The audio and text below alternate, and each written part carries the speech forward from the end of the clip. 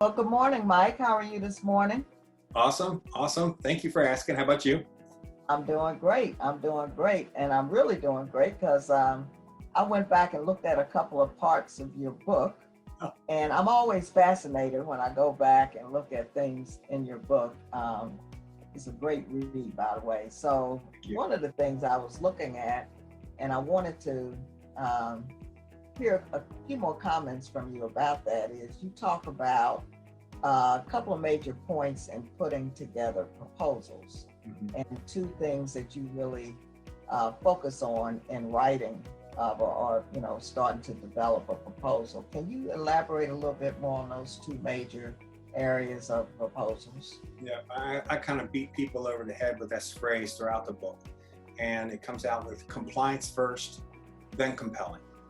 Um, if you're non-compliant, they can't award you the contract. So that's always got to be first. Okay.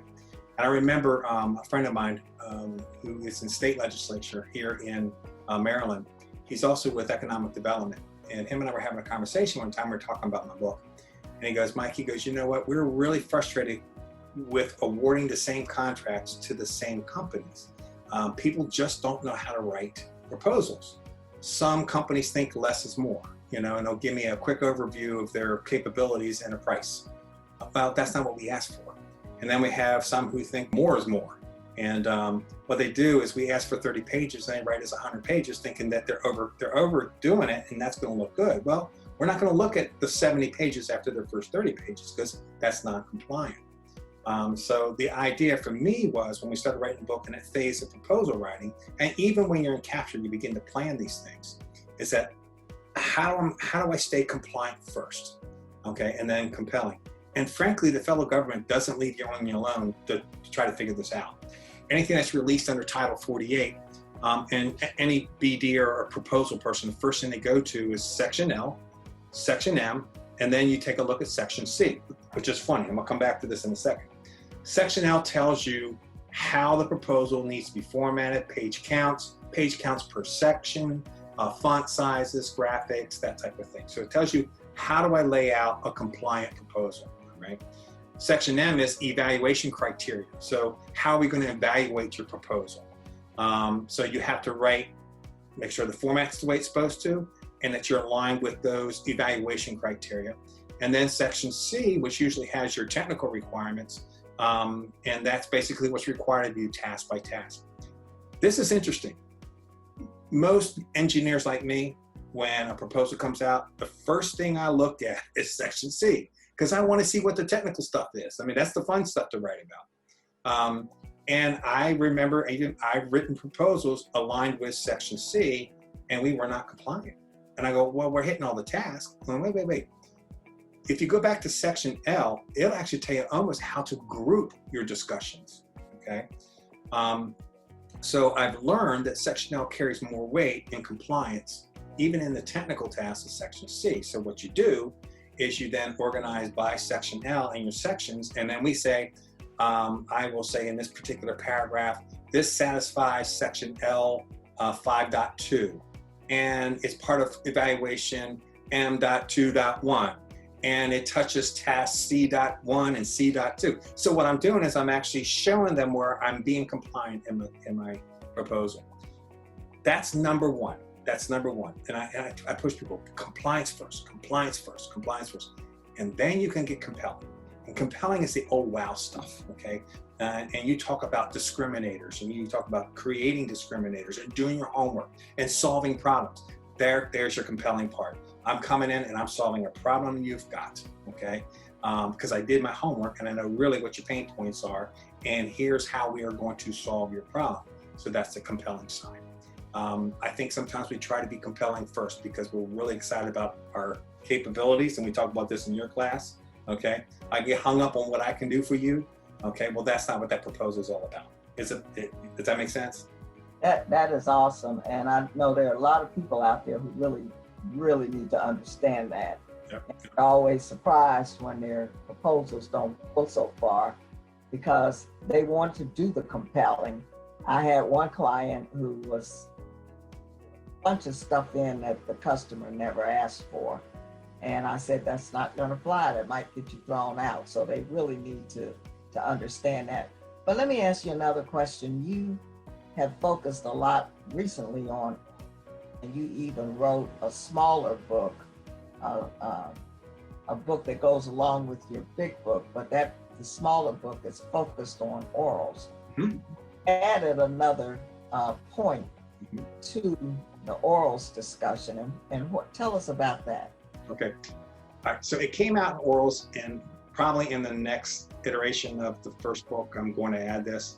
I talk about it in the book, but I never really labeled it. So we talk about, even in orals, we want to be compliant first. Okay, we got to know what we're supposed to be presenting with. And frankly, when you're doing orals, you have another compliance thing, and that's time. You want to get so much time to give your presentation. Compelling, okay? How am I compelling? Really, I learned a secret from a senior 1102 in the federal government. Says, Mike, the most important person to pick is your bid PM. That bid PM's got to be the most compelling PM that you can find. Okay, so that's part of our compelling story, is our PM and our what we call key personnel. Then there's this thing that catches us all the time, and I labeled it excellence. Okay, and what excellence is about? Excellence is about it's those leftovers, it's those gremlins that get you. Okay. A good leftover or gremlin would be, you had a graphic that you really love from one agency. It tells a story you want to tell in this particular proposal, and you put the graphic in there and you forgot to change the name of the agency. They pick up on that stuff, okay? That's a gremlin, it was a leftover. It shows not a attention to detail. Bad grammar. Run-on sentences. Oh, look, we're engineers, we love to write long paragraphs that are one sentence. Okay, and they just keep going and going and going and going. Invest in Grammarly or something that'll teach you how to write succinct, good, clean grammar. A little hint. Your proposal should always be present tense, active voice. Okay, and that gets you away from the meandering. This is what we do. This is what we do. This is what we do. You're stating facts. Okay. Another one of those is misspellings. Okay, I'm the worst speller in the world. I'm grateful for the spell check in my word processor, because it helps me spell things right. But the seriousness of excellence is that there's two things. Number one, I've had people tell me they've been dinged for poor grammar, and it just sounded like you just didn't care. Okay. And number two, your excellence is a reflection of who you are. So when you submit a proposal, it should be the best read they ever had, okay? And you kind of have to hold that in as part of your background thinking. I want this to be the best proposal they ever read, or my orals is the best orals they've ever seen. That's my excellence. I fix that by being really careful about my grammar, being really careful about my spelling, being very careful about clean graphics, not to carry on any of this, the mess, okay, that you create. Okay, I could go on about excellence, but that's the best way to put it. Mike, that is so awesome. I've heard so many government executives that I've talked to talk about how some companies get to a point where they've been there so long, they just assume that they don't have to do any of that anymore. And I've heard government executives say they'll put their C team on a proposal, which means they start getting away from the excellence and that kind of thing, because they just think they got it.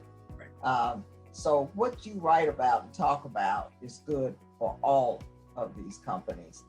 Yes. I talked to a procurement official to get some information for my book, and he said exactly that. He said, I'll throw it out. I won't even look at it. Yeah. So thank you so much for that enlightening information. I hope people listen to that, because it can mean the difference between that proposal winning or getting on the other end of that spectrum thrown out.